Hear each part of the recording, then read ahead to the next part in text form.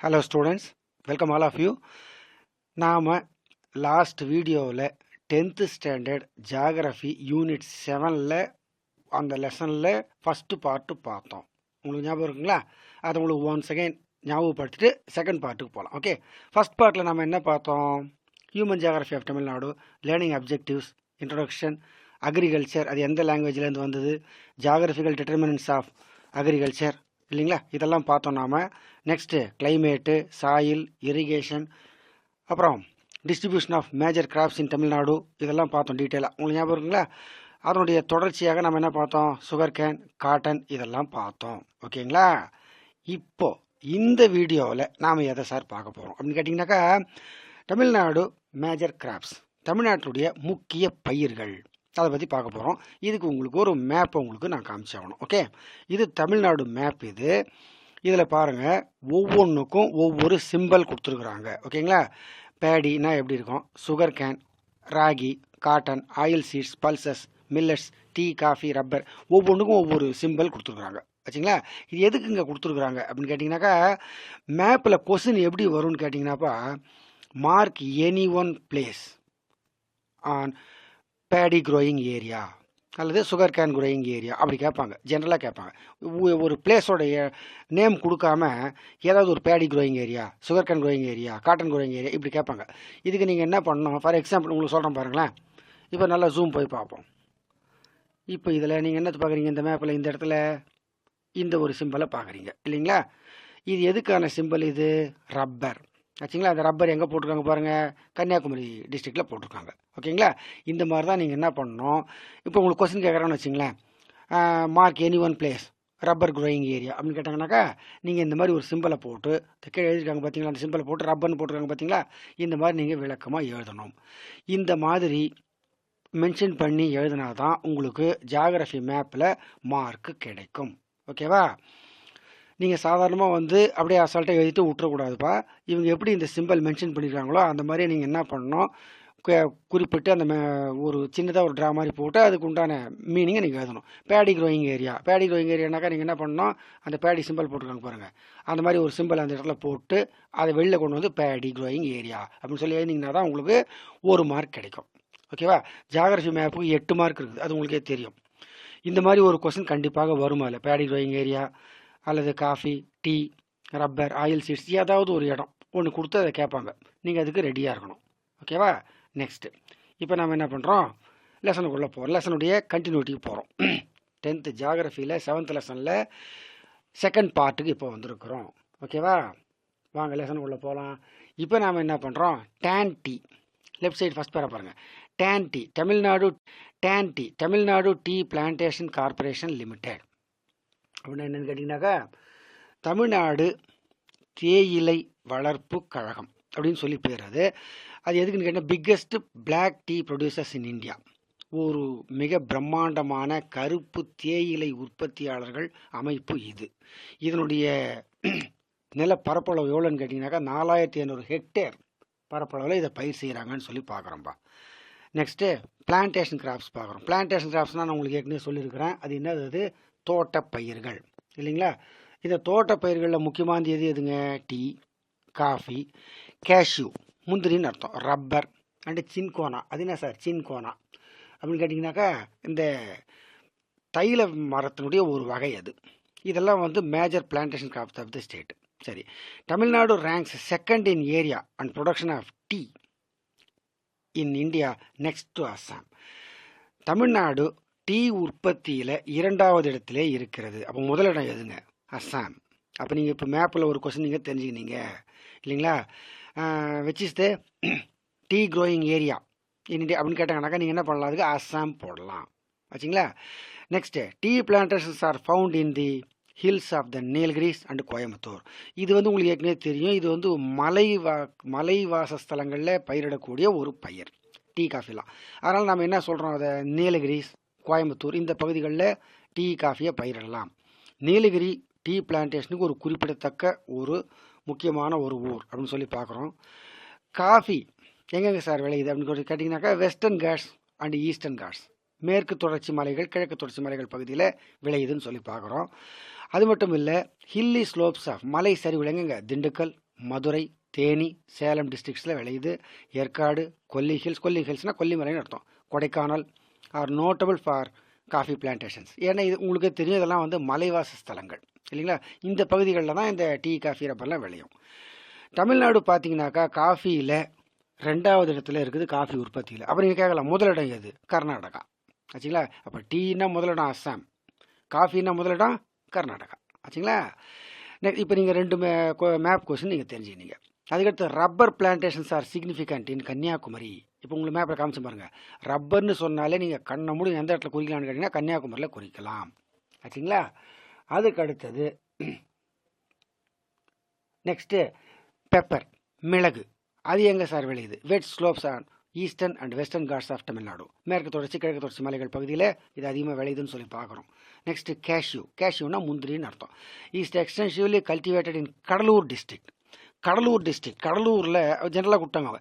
கடலூர் டிஸ்ட்ரிக்டில் குறிப்பாக பன்ருட்டி அப்படின்னு ஒரு ஊர் இருக்குதுப்பா. அந்த ஊரில் தான் வந்து முந்திரிக்கு ஃபேமஸான ஒரு ஊர் அது. ஓகேங்களா. நெக்ஸ்ட்டு இந்த ஒரு பெட்டி நியூஸுக்கு வரோம். To promote organic farming, the central scheme named national project on organic farming was launched apart from general things. இப்போ இயற்கை விவசாயத்தை வந்து ஊக்கப்படுத்தணும் அப்படிங்கிறதுக்காக சென்ட்ரல் கவர்மெண்ட் என்ன பண்ணியிருக்காங்க, ஒரு புதுமையான திட்டம் ஒன்று அறிமுகப்படுத்தியிருக்காங்கப்பா. தேசிய இயற்கை கரிம வேளாண்மை திட்டம்னு பேர் அதுக்கு. அதன் மூலமாக என்ன பண்ணுறாங்க, விழிப்புணர்வு ஏற்படுத்துறது, ப்ரொமோட்டிங் ஆர்கானிக் ஃபெர்டிலைசர்ஸ், இயற்கையான உரங்களை பயன்படுத்துறது, அதுக்கான பயிற்சி கொடுக்கறது, இதெல்லாம் வந்து செஞ்சுட்டு இருக்கிறாங்கன்னு சொல்லி பார்க்குறோம் ஆச்சுங்களா. இதனுடைய விலை என்ன ஆகுதுங்க, agro waste compost production units, bio fertilisers, உயிரி உரங்கள், உயிரி பூச்சிக்கொல்லி மருந்துகள், இதையெல்லாம் பயன்படுத்தி இயற்கையான முறையில் விவசாயத்தை செய்யணும்னு சொல்லி பாடுபடுறாங்கன்னு சொல்லி பார்க்குறோம் ஆச்சுங்களா. நெக்ஸ்ட்டு 7.5 வரும். லிவ் ஸ்டாக் அனிமல் ஹஸ்பண்ட்ரி, கால்நடை வளர்ப்பு. அதை பற்றி இதில் பார்க்க போகிறோம்பா. கால்நடை வளர்ப்புன்னு பார்த்தீங்கன்னாக்கா an integral part of socio economic fabric of rural people. கிராமப்புற மக்களுக்கு ஒரு பொருளாதார முன்னேற்றத்தை கொடுக்கறதே எதுன்னு கேட்டிங்கனாக்கா இந்த கால்நடை வளர்ப்பு தான் சொல்லி பார்க்குறோம். அதில் முதலாவதாக வர்றது கோட். அது என்ன சார்? கோட், வெள்ளாடுன்னு அர்த்தம். இதை வந்து என்னன்னு சொல்லி சொல்கிறாங்க, புவர் மேன்ஸ் கவ், ஏழைகளின் பசு அப்படின்னு சொல்லி சொல்கிறாங்க. இந்த இடத்துல நீங்கள் ஒரு விஷயம் தெரிஞ்சுக்கணும். நீங்கள் வந்து சாதாரணமாக மாடு தானே அல்லது கோட் வெள்ளாடு தானே அப்படின்னு நீங்கள் சாதாரணமாக நினச்சிடக்கூடாதுப்பா. ஒரு மாட்டினுடைய விலை எத்தனையோ ஆயிரக்கணக்கில் போகுது இல்லைங்களா. பசுமாடு வாங்கணும்னு சொல்லி ஒரு சாதாரண மனிதர் நினச்சாருனாக்கா அவரால் வாங்க முடியாத ஒரு சூழ்நிலை இருக்குது. அதனால தான் என்ன பண்ணுறாங்க, அவங்க அந்த மாதிரி இருக்கக்கூடிய மக்கள் வந்து கோட் வெள்ளாடுகளை வளர்க்குறாங்க. இதனால தான் அதை ஏழைகளின் பசு அப்படின்னு சொல்லி சொல்கிறாங்க. It forms a very important component in dry land farming system.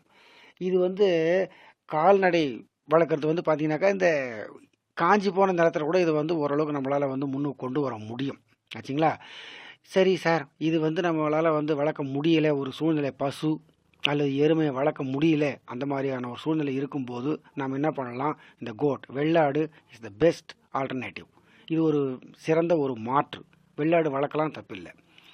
குறைஞ்ச முதலீட்டில் இதை வளர்த்து நாம் என்ன பண்ண முடியும்னு கேட்டிங்கனாக்கா ஒரு மீடியமான ஒரு லாபத்தை நாம் வந்து இதில் சம்பாதிக்க முடியும்னு சொல்லி பார்க்குறோம் ஆச்சுங்களா. சரி, இது ஒரு சின்ன ஒரு பெட்டி நியூஸ் ஒன்று தெரிஞ்சுங்க.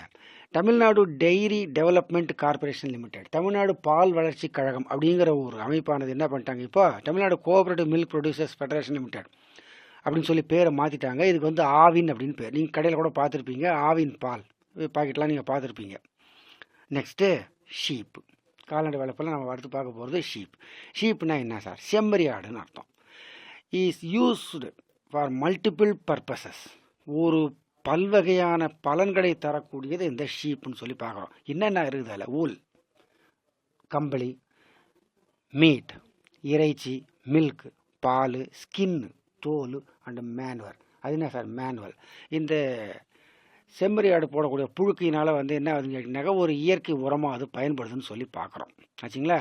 இது ரூரல் எக்கானமி, கிராமப்புற மக்களுடைய பொருளாதாரத்துக்கு இல்லைங்களா, பர்டிகுலர்லி இந்த arid and semi arid reason, கொஞ்சமாக வறண்ட பகுதிகளில் இருக்கக்கூடிய மக்கள் இதை பயன்படுத்தி கொஞ்சம் கொஞ்சமாக அவங்க பொருளாதாரத்தை முன்னேற்றிக்கிறாங்கன்னு சொல்லி பார்க்குறோம் ஆச்சுங்களா.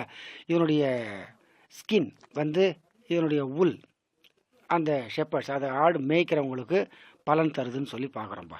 அதுக்கடுத்தது ஃபிஷ்ஷிங், மீன் பிடித்தல்.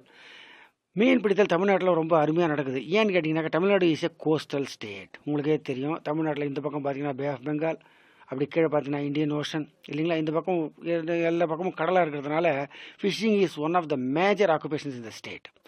மீன் பிடித்தல் ஒரு முக்கியமான தொழிலாக இங்கே இருக்கிறது. ஆச்சுங்களா. இது எங்கெங்கே சார் செய்கிறாங்க அப்படின்னு கேட்டிங்கனாக்கா, இதை வந்து நம்ம என்ன பண்ணுறோம், with wide spread reservoirs and rivers, inland fishing also is seen to a considerable extent. உள்நாட்டில் இருக்கக்கூடிய மீன் பிடித்தல் இது இந்த ஆறு ஏரிகளில் இது நடக்கக்கூடியது பார்க்குறோம். இப்போ மெரைன் ஃபிஷிங்னா என்ன சார், கடல் மீன் பிடிப்பு, கடலில் போய் மீன் பிடிக்கிறதுன்னு அர்த்தம்.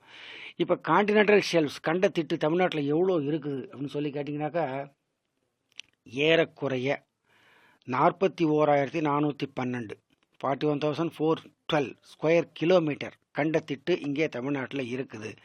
Marine fishing is also called inshore fish or neritic fishing. கடலோர மீன் பிடித்தல் அப்படின்னு சொல்லி இதுக்கு பேர். இதுக்கு இதில் என்ன ஒரு விஷயம்னு கேட்டிங்கனாக்கா, இதில் large mechanised boats are used for fishing. மிகச்சிறந்த படகுகள் இதில் பயன்படுத்தப்படுகின்றன. இதில் பார்த்தீங்கன்னாக்கா 20லேருந்து 30 மைல் தூரத்துக்குள்ளார போகிறது. அப்புறம் 100s and 1000s feet deep is called off shore phishing.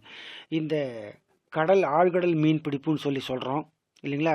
Kilometre கணக்கு, கடல்லையும் கிலோமீட்டர் கணக்கெல்லாம் வச்சுருக்காங்க. அது மாதிரி போய் மீன் பிடிக்கிறதுக்கு ஆழ்கடல் மீன் பிடித்தல்னு சொல்லி சொல்கிறோம். வகை வகையான மீன்கள் அங்கே கிடைக்குதுன்னு சொல்லி பார்க்குறோம். என்னென்னு சொல்லி பார்க்குறோன்னு கேட்டிங்கனாக்கா, என்னென்ன கிடைக்குதுங்க, ஷார்க்ஸ், சுறா, ஃப்ளையிங் ஃபிஷ்னாக்கா மீன் பிடிச்சிட பறக்குமான்னு கேட்காதீங்க, பறவை மீன்னே பேர் அதுக்கு. அதுக்கு அடுத்தது கஞ்ச், சங்கு மீன், கேட்ஃபிஷ், கெளுத்தி மீன், சில்வர் பெல்லிஸ்னால் பெல்லினா வயிறுன்னு அர்த்தம். சில்வர் பெல்லிஸ் வெள்ளி வயிறு மீன் அப்படின்னு சொல்லி சொல்லுவாங்க அதை. அண்டு கிராப்ஸ், நண்டுகள், இதெல்லாம் கிடைக்கிறது இந்த கடல் பகுதியில். சென்னை, கன்னியாகுமரி, திருநெல்வேலி, நாகப்பட்டினம், தஞ்சாவூர், ராமநாதபுரம், ஒரு விஷயத்தை கவனிச்சிங்களா, இது எல்லாமே கடலோர மாவட்டங்கள். இந்த மாவட்டங்களில் கிடைக்கிறது பார்த்தீங்கன்னாக்கா 40% மெரைன் ஃபிஷ் ப்ரொடக்ஷன் இந்த ஸ்டேட்டு இங்கேருந்து தான் கிடைக்குதுன்னு சொல்லி பார்க்குறோம். வச்சிங்களா. அது மட்டும் இல்லாமல் கடற்கரையினுடைய அமைவிடம் இருக்குது இல்லைங்களா, இந்த பகுதிகளில் மீன் பிடிக்கிறதுக்கு ரொம்ப சாதகமாக இருக்குதுன்னு சொல்லி பார்க்குறோம். ஓகே, இன்லேண்ட் ஃபிஷிங் பார்க்குறோம்ப்பா. அது இல்லை சார், இன்லேண்ட் ஃபிஷிங் உள்நாட்டிலே மீன் பிடித்தல் அப்படின்னு சொல்லி பார்க்குறோம். Inland fishing is carried out in lakes. எந்தெந்த பகுதியில் சார் உள்நாட்டில் மீன் பிடிக்கிறாங்க? லேக்ஸ், ஏரிகள், ரிவர்ஸ், ஆறுகள், பாண்ட்ஸ், குளங்கள், எஸ்டோரிஸ், கழிமுகங்கள், பேக் வாட்டர்ஸ், காயல்கள் அண்டு ஸ்வாம்ஸ், சதுப்பு நில பகுதிகள். இங்கெல்லாம் வந்து உள்நாட்டு மீன் பிடிக்கிற வேலை நடக்குதுன்னு சொல்லி பார்க்குறோம். ஆயிஸ்டர்ஸ், சிப்பி, பிரான்ஸ், இறால், இதெல்லாம் அங்கே வந்து கிடைக்குதுன்னு சொல்லி பார்க்குறோம். அதுக்கடுத்தது கேட்டமரான் அப்படின்னா என்ன சார், கட்டுமரம், டீசல் போட்ஸ், டீசலை பயன்படுத்தி ஓட்டக்கூடிய படகுகள், அண்டு ஃப்ளோட்டிங் நெட்ஸு, மீன் வலைகளை பயன்படுத்தி மீன் பிடிக்கிறது. இந்த மாதிரி விஷயங்கள் இங்கே நடக்குதுன்னு சொல்லி பார்க்குறோம். உள்நாட்டு மீன் பிடித்தலில் Tamil Nadu fisheries department has introduced several programmes for the betterment of fishing. Tamil Nadu மீன் வளர்த்துறை வந்து பல்வேறு திட்டங்களை வந்து அறிமுகப்படுத்தியிருக்காங்க. அதனுடைய தொடர்ச்சியாக பார்த்தீங்கன்னாக்கா வேலூர் டிஸ்ட்ரிக்டில் தான் வந்து பார்த்தீங்கன்னு சொன்னாக்கா 10% உற்பத்தியோட வேலூர் மாவட்டம் முதல் நிலையில் இருக்கிறது மீன்கள் உற்பத்தியில். அதுக்கடுத்தது கடலூர், சிவகங்கை, விருதுநகர், இந்த டிஸ்ட்ரிக்ட்லாம் பார்த்தீங்கன்னாக்கா 9% இடத்தோட 2வது இடத்துல இருக்குதுன்னு சொல்லி பார்க்குறோம்ப்பா. ஓகேங்களா. இப்போ நெக்ஸ்ட்டு வாட்டர் ரிசோர்ஸ் பார்க்குறோம். வாட்டர் ரிசோர்ஸ் நீர்வளம், தண்ணீர், அதனுடைய தேவை உங்களுக்கே தெரியும். Water is the precious gift of nature. இது ஒரு விலை மதிப்பில்லாத ஒரு கிஃப்ட்டு. யார் நமக்கு கொடுத்தது? நேச்சர் இல்லைங்களா. Millions of other species living on the earth, மனித இனமாகட்டும் வேறு எதுவாகட்டும், அது வாழறதுக்கு முக்கியமானதே எதுன்னு கேட்டிங்கனாக்கா வாட்டர், நீர் வளம். ஆச்சுங்களா.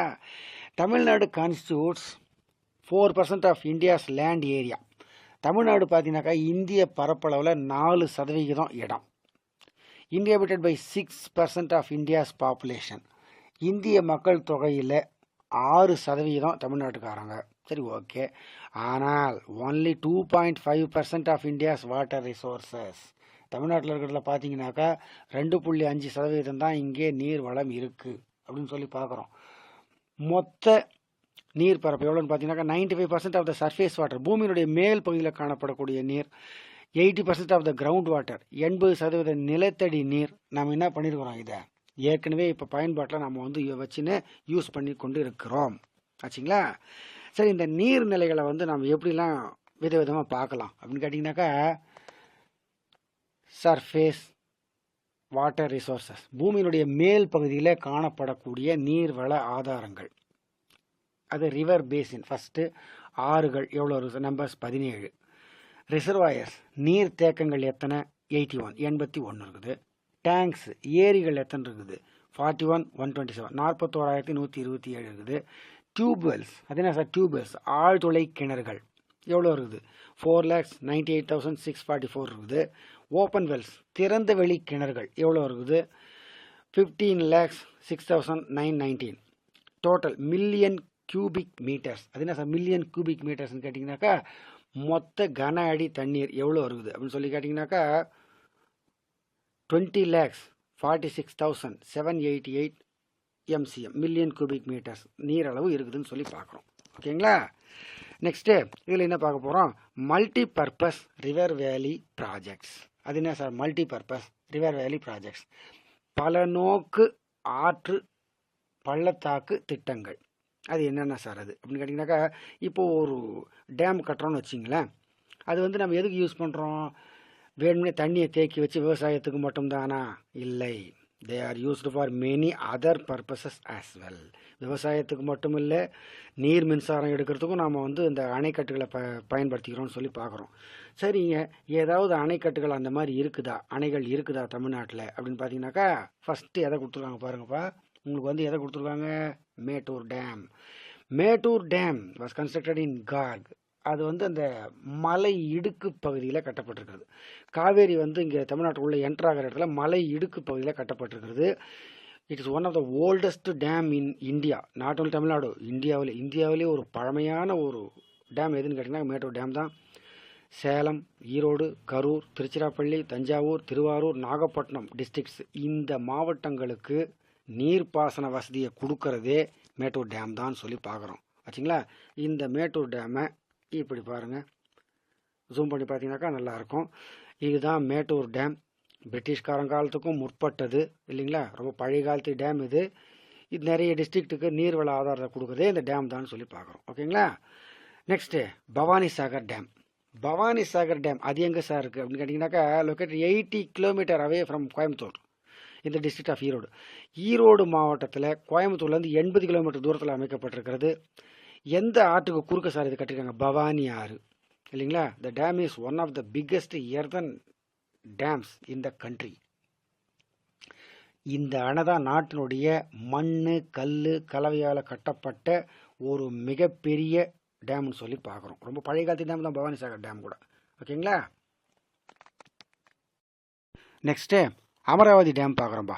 அமராவதி டேம், இந்த அமராவதி டேம் வந்து திருப்பூர் மாவட்டம் உடுமலைப்பேட்டையிலேருந்து 25 கிலோமீட்டருக்கு தள்ளி இருக்கிறது அமராவதி டேம். இது எந்த ஆற்றின் குறுக்கில் சார் கட்டியிருக்காங்க, அமராவதி ஆற்றில் குறுக்கில் கட்டியிருக்காங்க. அமராவதினு ஒரு ஆறு இருக்குதா, இருக்குது. அது காவேரியினுடைய துணை நதி, அது ட்ரிபியூட்டரி ஆஃப் காவேரி. ஆச்சுங்களா? இது வந்து ஆரம்ப காலத்தில் இதை கட்டும்போது நீர்ப்பாசனத்துக்காகவும் வெள்ளத்தை தடுக்கிறதுக்காகவும் தான் கட்டினாங்க. ஆனால் இப்போது ஒரு சின்ன அளவிலான ஹைட்ரோ பவர் ஸ்டேஷன், நீர் மின் நிலையம் அங்கே அமைச்சிருக்காங்க சமீப காலத்தில். ஓகேங்களா? Next Krishnagiri dam. கிருஷ்ணகிரியிலேருந்து ஒரு 7 கிலோமீட்டர் தள்ளி இருக்கிறது தருமபுரி டிஸ்ட்ரிக்ட்லேருந்து. Next Sathanur dam. Sathanur dam உங்களுக்கு தெரிஞ்சிருக்கும், நம்ம பக்கத்தில் இருக்கிற டேம் அது.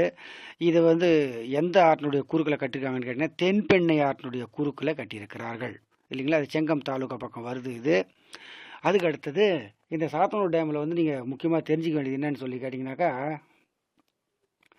சென்னகேசவ மலையினுடைய நடு பகுதியில் அமைந்திருக்கக்கூடியது. ஆச்சுங்களா? இது வந்து எந்தெந்த பகுதிக்கு வந்து நீர்ப்பாசன வசதியை கொடுக்குது அப்படின்னு கேட்டிங்கனாக்கா, தண்டராம்பட்டு, திருவண்ணாமலை, இந்த பகுதிகளுக்கெல்லாம் இது நீர்ப்பாசன வசதியை கொடுக்கிறது. ஆச்சுங்களா?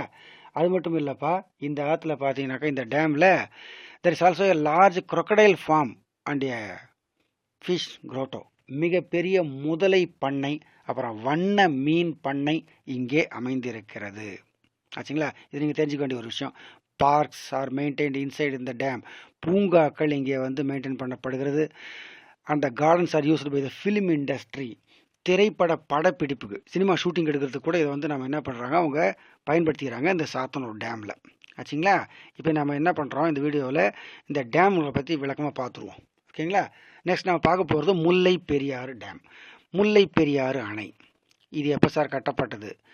1895 1895 கட்டப்பட்டது பிரிட்டிஷ்காரங்க காலத்தில். ஆச்சுங்களா? பெரியாறு அப்படிங்கிற ஒரு ஆற்றினுடைய குறுக்கில் இது கட்டப்பட்டிருக்கிறது. கேரளாவில் தேக்கடி மலை பகுதியில் இது இருக்கிறது. சரி sir. Dam was built mainly for watering the farming land of Tamil Nadu which is perennially drought prone. வறட்சியான காலகட்டத்தில் தமிழ்நாட்டு விவசாய பெருமக்களுக்கு நீர்ப்பாசன வசதி கொடுக்கணுன்ற ஒரே காரணத்துக்காக கட்டப்பட்டது தான் முல்லை பெரியாறு டேம். ஆச்சுங்களா? நமக்கு யூஸ்ஃபுல்லாக கட்டப்பட்ட ஒரு டேம் முல்லை பெரியாறு டேம். அதற்கு அடுத்தது வைகை டேம். எத்தனை பாருங்கள், நிறைய அணைக்கட்டுகள் தமிழ்நாட்டில் வந்துனே இருக்குது பாருங்கள். அது பாட்டுக்கு வந்து வைகை அணை, வைகை டேம். இது எங்கே சார் இருக்குது அப்படின்னு சொல்லி கேட்டிங்கனாக்கா, வைகை ஆற்றினுடைய குறுக்கில் கட்டப்பட்டிருக்கிறது, ஆண்டிப்பட்டிக்கு பக்கத்தில். இதனுடைய ஹைட் வந்து பார்த்தீங்கன்னாக்கா 111 ஃபீட், 111 அடி. இதில் எவ்வளோ தண்ணி சேகரித்து வைக்கலாம்? 71 அடி, 71 ஃபீட் சேர்த்து வைக்கலாம். ஆண்டிப்பட்டியிலிருந்து 7 கிலோமீட்டர் தூரத்துலையும் மதுரையிலேருந்து 70 கிலோமீட்டர் தூரத்துலையும் இருக்கிறது இந்த வைகை டேம். இது எப்போ சார் ஆரம்பித்தாங்க, எப்போ வந்து விவசாயத்தை பயன்படுத்த ஆரம்பித்தாங்கன்னு கேட்டிங்கனாக்கா 1959 21 ஜனவரி 1959 ஜனவரி மாதம் 21ஆம் தேதியிலேருந்து இது பொதுமக்கள் பயன்பாட்டுக்கு வந்ததுன்னு சொல்லி பார்க்குறோம். Next Manimuthar dam. Manimuthar dam எங்கே இருக்குதுன்னு கேட்டிங்கனாக்கா திருநெல்வேலியிலேருந்து 47 கிலோமீட்டருக்கு பக்கத்தில் இருக்கிறது மணிமுத்தாறு டேம். அதுக்கடுத்தது பாபநாசம் டேம், பாபநாசம் அணை.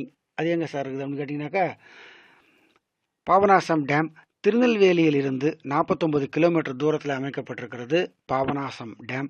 தி dam is used to irrigate Tirunelveli and Thoothukudi districts. Tirunelveli Thoothukudi மாவட்டங்களுக்கு நீர்ப்பாசன வசதியை கொடுக்கறதே எந்த டேமுங்க? இந்த பாபநாசம் டேம் தான். அதற்கு அடுத்தது பரம்பிக்குளம் ஆழியாறு ப்ராஜெக்ட். இது கொஞ்சம் பெரிய விஷயம். பரம்பிக்குளம் ஆழியாறு திட்டம் அது என்னன்னு கேட்டிங்கனாக்கா, இது தமிழ்நாடு கவர்மெண்ட்டும் கேரளா கவர்மெண்ட்டும் சேர்ந்து செய்யக்கூடிய ஒரு ப்ராஜெக்ட், ஒரு திட்டம், பரம்பிக்குளம் ஆழியாறு திட்டம். இது என்ன சார் இதுக்கு பேர் வந்து கேட்டிங்கன்னா, பரம்பிக்குளம் ஆழியாறு பகுதியில் இருக்கிற 7 ஆறுகளுடைய தண்ணியை ஒன்றா சேர்த்து 7 டேம்களையும் ஒன்றோடு ஒன்று இணைச்சி எதிர்கால நோக்கத்துக்காக கட்டப்பட்டது இந்த பரம்பிக்குளம் ஆழியாறு திட்டம். ஆச்சுங்களா? இதில் பரப்பலாறு ப்ராஜெக்ட்னு ஒரு பரப்பலாறு திட்டம். அது எங்கே இருக்குன்னு கேட்டிங்கன்னா, ஒட்டன்சத்திரத்துக்கு பக்கத்திலே அமைந்திருக்கிறது. ஆச்சுங்களா? இதனுடைய தண்ணீருடைய கொள்ளளவு எவ்வளோன்னு கேட்டிங்கனாக்கா 167 மில்லியன் கியூபிக், மில்லியன் கன அடி கொண்டது. அதுக்கு அடுத்தது பழனி தாலுகாவில் இருக்கிற இந்த டேம்லேருந்து மதுரையிலிருந்து 75 கிலோமீட்டர் தூரத்தில் இந்த டேம் அமைக்கப்பட்டிருக்கிறதுன்னு சொல்லி பார்க்குறோம், பரம்பிக்குளம் ஆழியாறு ப்ராஜெக்ட். ஓகேங்களா? இப்போ நாம் இந்த லெசனுடைய இந்த பார்ட்டை, செகண்ட் பார்ட்டை இதோட வந்து முடிச்சுக்கிறோம். ஓகேங்களா? இந்த பரம்பிக்குளம் ஆழியாறு ப்ராஜெக்டோடு நம்ம வந்து முடிச்சுக்கிறோம். நெக்ஸ்ட் வீடியோவில் நம்ம என்ன பார்க்க போகிறோம்? வாட்டர் ரிசோர்ஸ் மேனேஜ்மெண்ட், நீர் மேலாண்மையை பற்றி பார்க்க போகிறோம். ஓகேங்களா? இப்போ இது வரைக்கும் நாம் நடத்துனதில் இந்த வீடியோவில் உங்களுக்கு ஏதாவது டவுட் இருந்துன்னு சொன்னால் நீங்கள் வந்து கேட்கலாம், சொல்கிறதுக்கு ரெடியாக இருக்கிறோம். நெக்ஸ்ட் வீடியோவில் வாட்டர் ரிசோர்ஸ் மேனேஜ்மெண்ட்லேருந்து ஆரம்பிக்கிறோம். ஓகேங்களா? தேங்க்யூ.